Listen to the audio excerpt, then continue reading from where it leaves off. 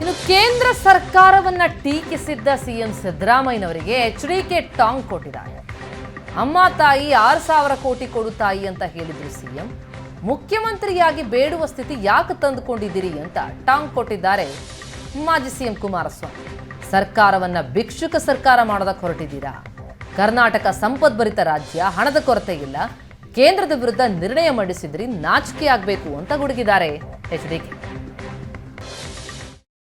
ನಿರ್ಮಲಾ ಸೀತಾರಾಮನ್ ಅವರು ಅಪ್ಪರ್ ಭದ್ರಾ ಪ್ರಾಜೆಕ್ಟ್ಗೆ 5,300 ಕೋಟಿ ಕೊಡ್ತೀವಿ ಅಂತ ಬಜೆಟ್ ನಲ್ಲಿ ಹೇಳಿದ್ರು. ಇವತ್ತು 21 ಫೆಬ್ರವರಿ 2024 ಇವತ್ತಿನವರೆಗೆ ₹1 ಕೊಟ್ಟಿಲ್ಲ. ಸಭಾಪತಿಯವರೇ, ನನಗೇನಿಲ್ಲ, ಅವ್ರ ಲೀಡರ್ಶಿಪ್ ನಲ್ಲೇ ಹೋಗ್ತೀವಿ ನಾವು ಕೇಂದ್ರಕ್ಕೆ. ಪ್ರಧಾನಮಂತ್ರಿಗಳು ಭೇಟಿ ಮಾಡಲಿಕ್ಕೆ ಅಪಾಯಿಂಟ್ಮೆಂಟ್ ಕೊಡಿಸಲಿ, ಆಮೇಲೆ ನಿರ್ಮಲಾ ಸೀತಾರಾಮನ್ ಭೇಟಿ ಮಾಡಲಿಕ್ಕೆ ಅಪಾಯಿಂಟ್ಮೆಂಟ್ ಕೊಡಿಸಲಿ, ಅವರ ಲೀಡರ್ಶಿಪ್ ನಲ್ಲೇ ಕೂತ್ಕೊಂಡು ಕೇಳೋಣ. ನೋಡಮ್ಮ ತಾಯಿ, ನೀವು 5,300 ಕೋಟಿ ರೂಪಾಯಿ ಹೇಳಿದ್ರಿ, ಅದನ್ನ ಕೊಡಿ ಅಂತ ಕೇಳೋಣ. ಆಮೇಲೆ 6,000 ಕೋಟಿ ಇದಕ್ಕೆ ಕೊಡ್ತೀವಿ ಅಂತ ಹೇಳಿದ್ರಿ, ಟ್ಯಾಂಕ್ಸ್ 6,000 ಕೋಟಿ ಕೊಡು ತಾಯಿ ಅಂತ ಹೇಳಿ ವಿಧಾನ ಪರಿಷತ್ನಲ್ಲಿ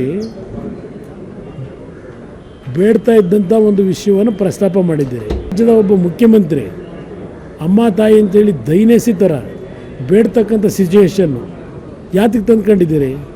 ಈ ರಾಜ್ಯದ ಸರ್ಕಾರವನ್ನು ಏನೊಂದು ಭಿಕ್ಷಕರ ರಾಜ್ಯ ಮಾಡಿ ಕೊಟ್ಟಿದ್ದೀರಾ? ಕೇಳಲಿಕ್ಕೆ ಬಯಸ್ತೀನಿ. ಇದೇಂಥದ್ದು ಬಿಲ್ ಬೇರೆ ಪಾಸ್ ಮಾಡ್ತೀರಿ, ನಾಚಿಕೆ ಆಗಬೇಕು ನಿಮಗೆ. ಇವತ್ತು ಕರ್ನಾಟಕ ರಾಜ್ಯ ಸಂಪದ್ಭರಿತವಾದಂಥ ರಾಜ್ಯ. ಓನ್ ಟ್ಯಾಕ್ಸ್ ರೆವಿನ್ಯೂನಲ್ಲಿ ಕರ್ನಾಟಕ ದೇಶದಲ್ಲೇ ಮೊದಲನೇ ಸ್ಥಾನದಲ್ಲಿದ್ದೇವೆ. ಸ್ವಂತ ತೆರಿಗೆಯನ್ನು ಕಲೆಕ್ಟ್ ಮಾಡ್ತಕ್ಕಂಥದ್ರಲ್ಲಿ ಮೊದಲನೇ ಸ್ಥಾನದಲ್ಲಿದ್ದೇವೆ. ಹಣದ ಕೊರತೆ ಇಲ್ಲ. ನಿಮ್ಮ ಲೂಟಿಯ ಒಂದು ದಾಹಕ್ಕೆ ರಾಜ್ಯದ ಖಜಾನೆ ಖಾಲಿ ಮಾಡ್ತಾ ಇದ್ದೀರಿ. ಗ್ಯಾರಂಟಿಯಿಂದ ಖಜಾನೆ ಖಾಲಿ ಆಗ್ತಾ ಇಲ್ಲ. ಗ್ಯಾರಂಟಿ ನೀವು ಕೊಡೋದ್ರಿಂದ ಖಜಾನೆ ಖಾಲಿ ಆಗಲ್ಲ. ಖಾಲಿ ಆಗ್ತಿರೋದು ನಿಮ್ಮ ಸ್ವೇಚ್ಛಾಚಾರ. ಕೇಂದ್ರ ಸರ್ಕಾರದ ಮುಂದೆ ಪದೇ ಪದೇ ಕೆದಕೊಂಡು ಹೊರಟಿದ್ದೀರಿ. ವಿಧಾನಸಭೆ ಕಲಾಪದಲ್ಲಿ ಅಮ್ಮ ತಾಯಿ ಕೊಡು ತಾಯಿ 6,000 ಕೋಟಿ ಅಂತ ಬೇಡ್ತಕ್ಕಂಥ ಇಂಥ ದೈನೇಸಿ ಪರಿಸ್ಥಿತಿ ದೂಡ್ಕೊಂಡಿದ್ದೀರಿ.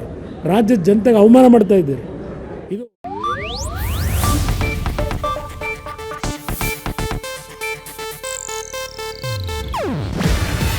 ಇದು ಏಷ್ಯಾನೆಟ್ ನ್ಯೂಸ್ ನೆಟ್ವರ್ಕ್ ಪ್ರಸ್ತುತಿ.